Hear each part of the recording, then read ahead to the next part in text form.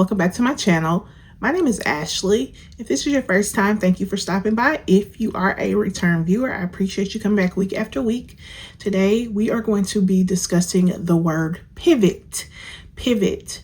So when I think about the word pivot, the first thing that comes to my mind is the first time that I heard the word pivot, which was when I was playing a sport, basketball. And we learn about using your pivot foot correctly, and keeping that pivot foot in mind. You think about the fact that when you pivot correctly, it allows you to change directions, right? It allows you to change directions when you have picked up the basketball, which we know once you picked up the basketball, you can only pass or shoot at that point. You can't dribble because you picked up the basketball. If you have your pivot foot, you can shift and turn to see what else is open to get away from the defender. So essentially the pivot is something that can benefit you if you use it correctly. So with that being in mind, I just want you to take a moment to think about times in your life where you had to pivot, where a pivot was necessary, where a change was necessary, where a shift was necessary, a change in direction was necessary in order for you to move forward productively.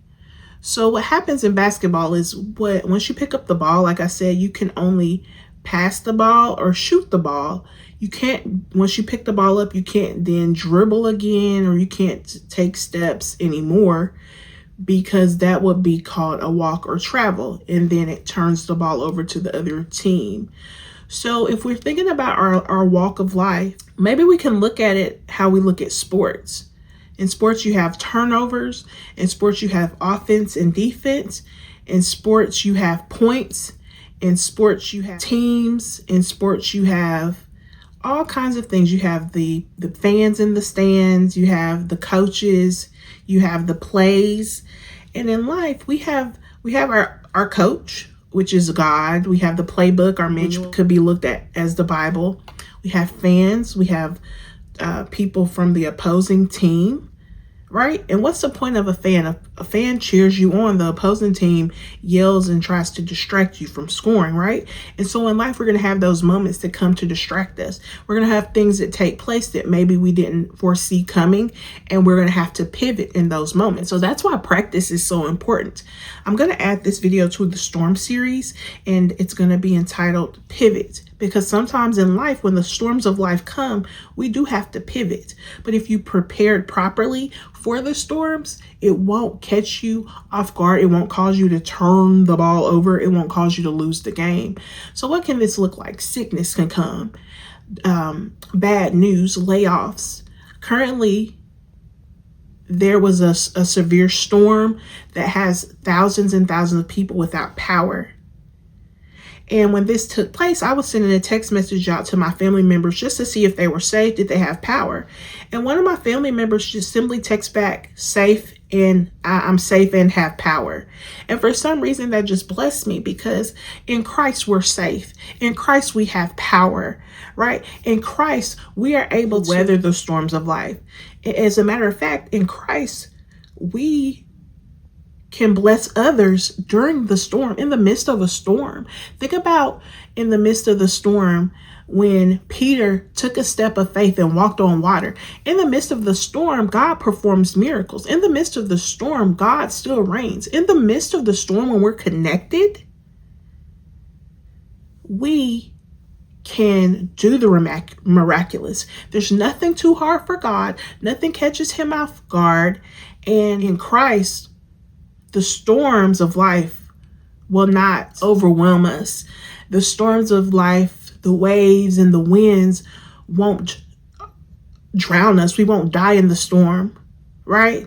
We're more than conquerors, the Bible tells us. And so there's several people in the Bible that have had to pivot. But the person that I'm going to talk about today briefly is Esther. So Esther was a Jew, and at that time, there was a Queen Vashti who no longer was the queen, because she's just doing the quick Cliff Notes version. I encourage you to read and study Esther if you get a chance. But what happened was the king no longer wanted to be married to Queen Vashti. So now there's an open position for a new queen. And so the potential queen candidates had to go through a whole year period of preparation to potentially become the queen. Esther went through all of the preparation that all the other women did. Eventually, Esther was chosen, but the king did not know she was a Jew. And during this time, a person named Mordecai was scheming a plan to kill the Jews, to get rid of the Jews. Of course, Esther was a Jew. And let's talk about the first pivot. The first pivot took place when Esther was going from one position to the next. So she's living her life as a Jew, as a young woman, and then all of a sudden now she's going to have to prepare to potentially become the queen. So think about this. Think about when you're going up for promotion, for a job, when things are shifting in your life. Sometimes we have to pivot. We have to prepare. We have to pivot mindsets.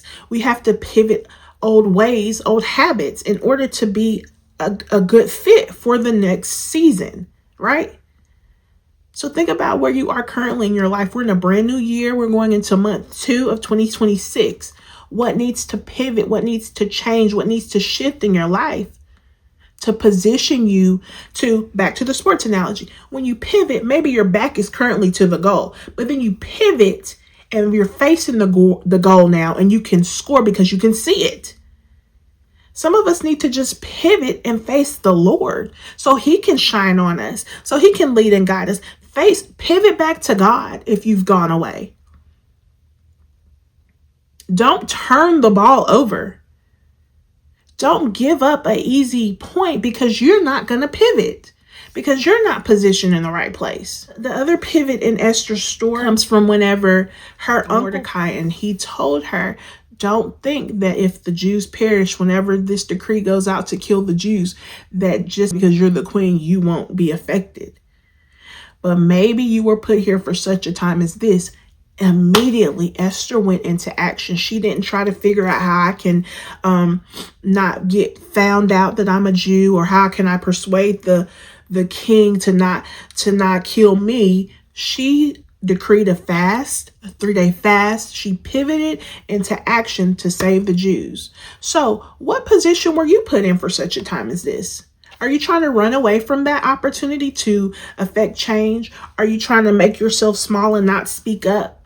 Are you realizing and embracing the fact that you are here for such a time as this and you need to pivot into scoring position? I hope that this message has been a blessing. Please, if it has, be sure to share the video with a friend or coworker, family member. Share it on your social media pages. It's just a simple button. You can probably click that arrow to share it. Like the video. And if you have not yet, please subscribe to my channel, Awesomely Ashley, and turn on the notification bell so you can be notified whenever I post a video. I post weekly and sometimes more than that. I pray that you're safe. I pray that you are in tune with what God is trying to tell you and what he's trying to do in your life in this season. And I pray that you walk boldly in all that he's called you to do. God bless you all. Peace.